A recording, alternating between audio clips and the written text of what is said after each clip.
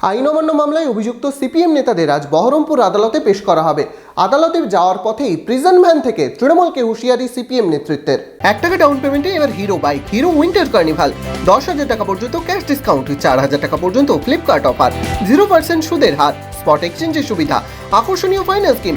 আজই আসুন Hero Golden Motors private limited, Golden auto মার্টে, এখন বহরমপুর 55 তলা ও রঘুনাথগঞ্জে। আজ ফের আদালতে তোলা হবে বহরমপুরে আইন অমান্য মামলায় অভিযুক্ত সিপিএম নেতাদের। মঙ্গলবার আইন অমান্যের মামলা ঘিরে ধুন্ধুমার পরিস্থিতি তৈরি হয় বহরমপুর টেক্সটাইল মোড়ে। 15 জন আন্দোলনকারীকে গ্রেপ্তার করে পুলিশ। বুধবার ধৃতদের বহরমপুর জেলা আদালতে পেশ করা হলে 12 জনের দুদিনের জেল হেফাজত ও 3 জনের দুদিনের পুলিশি হেফাজতের নির্দেশ দেয় আদালত। বুধবার ফের আদালতে পেশ করা হবে অভিযুক্তদের। তার আগেই এদিন প্রিজন ভ্যান থেকে তৃণমূলকে নিশানা করেছেন সিপিএম নেতা জামাল হোসেন। এইখানে মমতা ব্যানার্জি পুলিশ দিয়েই সব কিছু করছে। পুলিশ বাদ দিয়ে তৃণমূল কংগ্রেস বলতে আজকে কিছু নাই। আজকে যে কোনো জায়গাতে যাবেন ওরা এই পুলিশের ভয় দেখিয়েই আজকে সমস্তটাই করছে। 13 থেকে 18 পঞ্চায়েত নির্বাচন যেভাবে করেছিল, আবার চেষ্টা করছে যে সামনের লোকসভার নির্বাচন পুলিশ দিয়েই তারা জিতবে।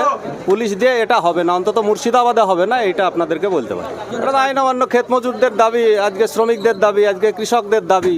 আজকে কি করছে বলুক না, দান ধ্যান খায়রত এইসবের রাজনীতি করছে, কিন্তু মানুষের যে প্রকৃত উন্নয়ন তার জন্য কাজের দরকার। সরকারের কাছে কেউ ভিক্ষে চাইছে না। পুলিশ কি করে চাপ দিচ্ছে? পুলিশ তো পুলিশের কাজ করবে, এটা স্বাভাবিক।